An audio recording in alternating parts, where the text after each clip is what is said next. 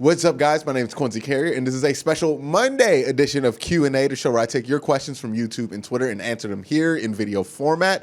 And we're going to start with the questions today, and this question comes from Meep ZYY Caps, who says, can the Browns offense stay consistent throughout the rest of the season, and can we expect the same offense, play action, run heavy, week in and week out? Here's what I will say. During training camp, that's what they look like.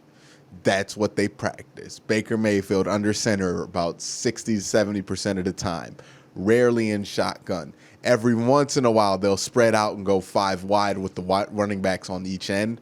But most of the time, they're in those under center formations, heavy play action, run heavy. That's what they did during training camp. That's what they worked on during training camp. And that's why what they did against Cincinnati looked so crisp, despite it being on a short week, because that's exactly what they spent all training camp working on was that. What they didn't spend training camp working on was what they did in Baltimore, right? That was a complete aberration.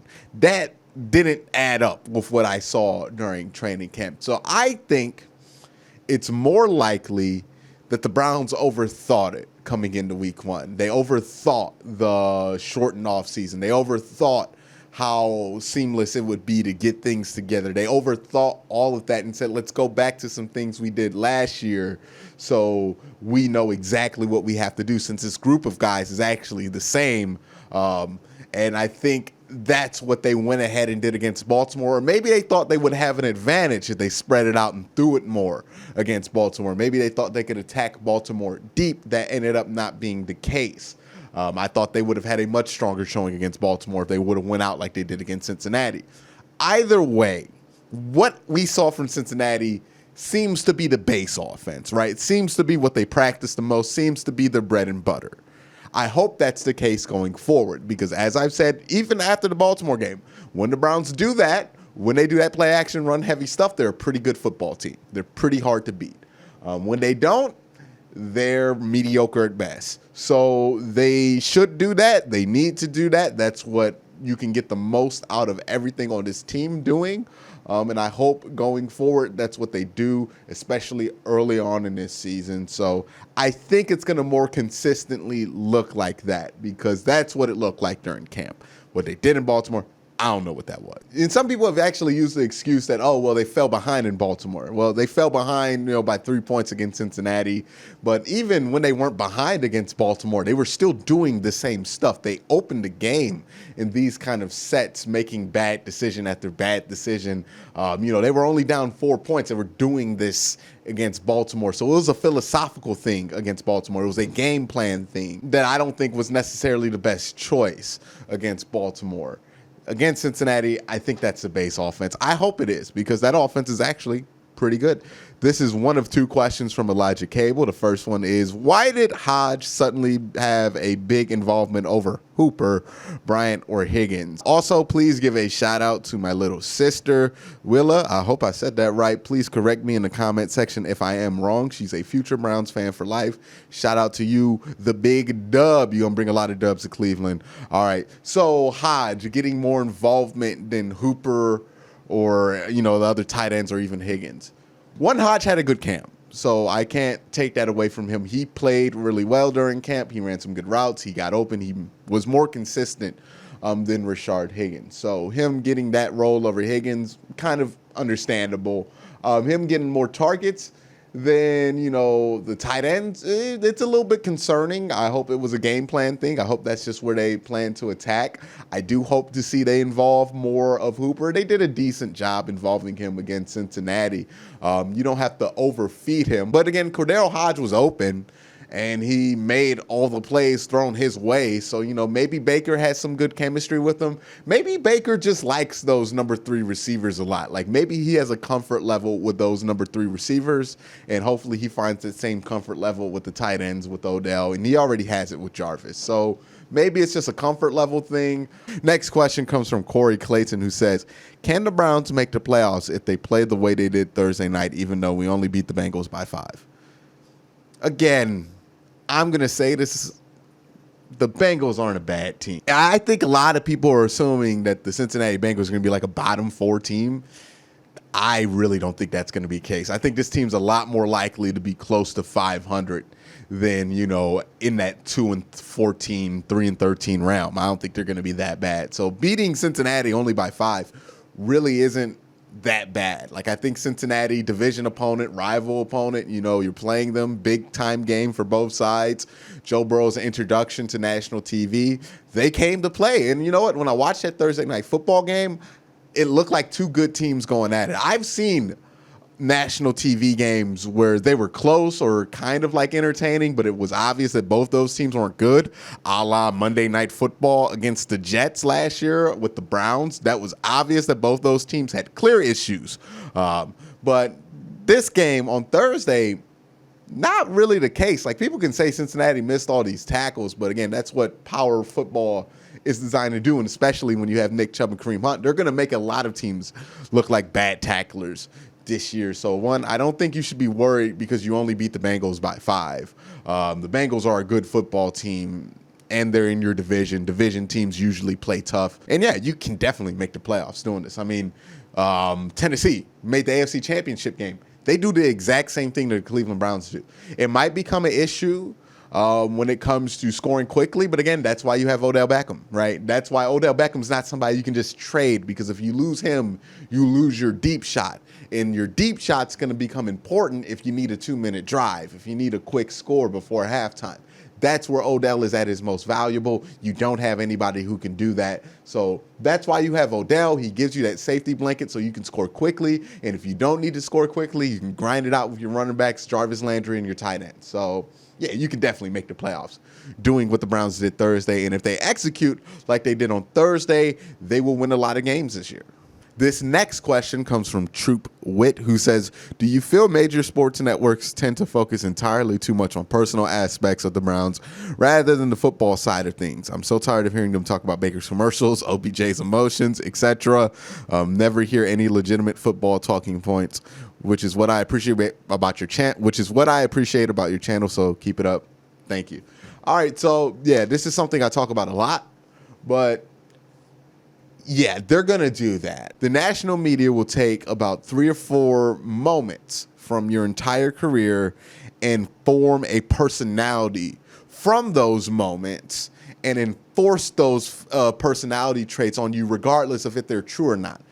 Baker Mayfield, what he did at Oklahoma, with the holding his stuff and the kind of like dangerous quotes from his rookie year, that made ESPN and like the national TV guys, they put this personality together about Baker Mayfield. Loudmouth, doesn't shut up. All right, that's what he is. And they enforce that on him no matter how much he's evolved from that or how much he's changed or how much that really just isn't accurate. Same thing goes with Odell Beckham, right? Kicking the field goal net, complaining, getting traded, the Lil Wayne interview. They all kind of put that in the pot and gave him this diva personality and said, OBJ is a diva. And no matter what he does, they try to enforce that personality upon him. When that's not really true with OBJ, like everything you associate with a diva, not blocking, not being a team guy, that's not OBJ at all. OBJ practices really hard. Like if you ever been to a Browns training camp where OBJ's there, he practices harder than anybody on the field. He blocks hard. Like he really gets in there with blocking. He plays hard. He plays physical. He plays tough. He's just also a gigantic superstar outside of the sport of football, and people kind of use that against him. Nonetheless, you have a star player in OBJ, that's going to happen. But that's just going to be the case for OBJ. He's a star in this league. He's a star outside of this league. So people are always going to kind of hold that against him and make that kind of their football opinions when it ain't really about the tape. Again, I said this in an earlier video, I think after the Browns beat the Bengals, is that nobody actually likes to go to the tape with OBJ. They only like to go to the memes and, let people go to their memes. But understand, the tape about OBJ is much different than the rap he gets nationally. This next question comes from Bruno in Croatia, who says, over the last few years, there's been a change in how people view what's important on defense, coverage versus pass rush. PFF and other sites argue that coverage is more important. In 2018 draft, a lot of pundits mocked Chubb to the Browns with their second and first round pick, given how well Denzel Ward played in the last game against the Bengals. How does this pick look now? Okay. So when we talk about football trends, it's important that with football trends specifically, you have to keep a balanced mindset. If you look at the best coaches, they're always kind of balanced in this mindset, right? Because you have people who, with the football trend about running backs, who go, running backs are not important anymore. They're terrible. Just sign undrafted free agents for the rest of your life. And they will have terrible running backs, and they won't really do anything with their run games, and their team will suffer because of that ideology. Then you have people who want to pay running backs like $30 million, and that's not necessarily the case either. The truth is somewhere in the middle with football. You need to run. You need to throw. Your running back should be good. If your running back's good, you should pay him. That's the case. I say that because with these ideals and trends in the NFL, people tend to go way overboard in one direction specifically when it comes to this, right? And I fear with people being like, well, coverage is more important than pass rush, that people are going to throw all this money at coverage players and not care about their pass rush. The fact of the matter is you need both. The Browns right now, they're struggling a little bit with their secondary because they have a pretty good defensive line. It's been playing pretty good through 2 weeks, but they have a mediocre secondary at this point. And it's not because of the personnel, it's because of the execution. Again, I've mentioned this. Myles Garrett has a ton of pressures, but those pressures mean nothing if the routes are always open. So you need help from the secondary. You need something to be there. You need some pressure to be there, or else you're going to struggle. So it's a mixed, balanced game as far as the Denzel Ward pick goes. I thought that was a great pick. Seems like it was a better pick, right? Bradley Chubb's been a good but not great defensive end. Denzel Ward's been a really good corner, so I would take really good over inconsistent and not healthy. I think the Denzel Ward pick holds up just fine. The next question comes from Dongle Book Pro Max. All right. Hey, Quincy, do you think the Browns should be getting the ball to Austin Hooper more? I mean, if he's open, yeah. I don't think it should be a concerted effort. Again, let the touches happen naturally, right? You let your 3 touches with Odell happen naturally. You saw what happened, good things. If you force it, tends not to be great. So let them happen naturally. If there's a mismatch like against Pittsburgh, I think Austin Hooper should have a big day because they haven't had a great time stopping tight ends. If it's not open, if it's not a good matchup, you don't have to get the ball to Hooper. That's why the Browns offense, having the talent they have, is important. A lot of people see what's on the Browns roster and they think every single game they have to get every single player this amount of touches, and this is why it's important to have those players. That's not why having a ton of talent works. A ton of talent works because it makes you more versatile. So one game, OBJ might have the best matchup with his man, and you can exploit that and take advantage of that because you have OBJ. The other day, you might want to run it a lot with Nick Chubb or Kareem Hunt because Kareem Hunt's a little bit faster, and you might be able to get more because he's faster, right? Or some games, you can take advantage of Austin Hooper in his matchup. That's why having a lot of talent works. Not because every game you can disperse all these targets to everybody. No, it's because in each game you can morph yourself to take advantage of the team's biggest weakness and still have a star level player there to take advantage of it. Not all teams have that. For the Cleveland Browns, if you stop Kareem Hunt and Nick Chubb, congratulations. Now you got to worry about Jarvis Landry, Odell, Austin Hooper. That's why the talent works. Not because everybody's going to get the ball in the game or you need to feed all these mouths. No, it's because you can morph yourself and be versatile to any team that you play against. Next question comes from Elijah, who says, if this is Baker Mayfield's ceiling of run-reliant 20 press per game, Jimmy G-style game manager, should we move on sooner than later? Well, I think that's a little bit of a cynical view on what Baker Mayfield is at this point in his career. I don't think what he did on Thursday was his best game at all or even his ceiling. I think it was just a Baker Mayfield game when you put him in the right situation. And also, when you do these quarterback evaluations, you need to understand that some parts of quarterbacks' games are going to develop later if they get enough starts. Big Ben is somebody you think of as a guy who can drop back, throw 50 times, and be fine. Do you also know that Big Ben never threw over 500 attempts in his first 5 seasons? Do you know why that was? It's because Big Ben was an interception machine early in his career. He had one season where he threw 23 interceptions, 17 touchdowns. If that season would have happened this year, Big Ben would be in the XFL hoping for another opportunity. But since he was allowed to develop, since he was allowed to grow, and since he was allowed to get into an offense that works for him, he blossomed into this guy that you could throw the ball almost 60 times with and still be fine. He still throws his fair amount of interceptions, but he's also way more efficient with his touchdowns and with his passes than he was early in his career. Right now, at this point in his career, Baker Mayfield is a guy who needs to be protected a little bit by a good system. He needs to be in play action. He needs to be able to roll out. He needs to be under center. He needs these things. He needs good protection. He needs good things around him. That doesn't mean that's his ceiling. That just means that's where he's at right now. A lot of quarterbacks used to grow out of that, and by their 5th or 6th year, they'd be ready to do much more. The problem with Baker Mayfield is that in his 2nd year, people tried to do with him what Ben Roethlisberger was able to do in his 5th year in the NFL. So Baker Mayfield is developing still. He's still growing.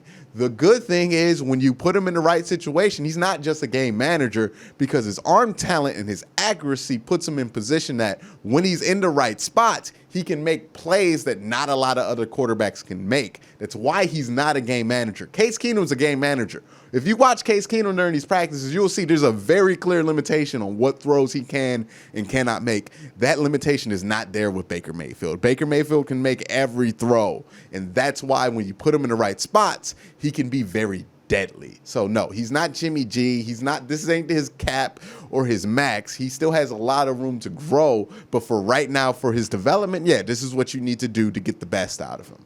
And again, if you do get the best out of him, he's a pretty good quarterback. 11-6 record when you do what you got to do with Baker Mayfield. This question comes from Giants Nation, who says, "What's up, Quincy? Nice win. My question is, if the Browns miss the playoffs, but Baker shows he's making progress, will the Browns keep him or no?"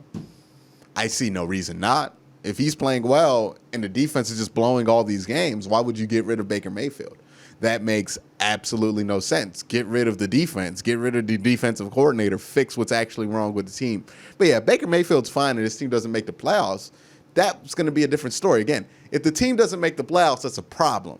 Absolutely. Somebody needs to go if the team doesn't make the playoffs.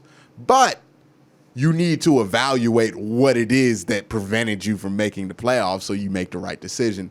And if you're just getting rid of Baker Mayfield because you didn't make the playoffs even though you played well, that would be stupid. So yeah, why would you do that? That's it for this week's questions. Have a great day. Have a good night.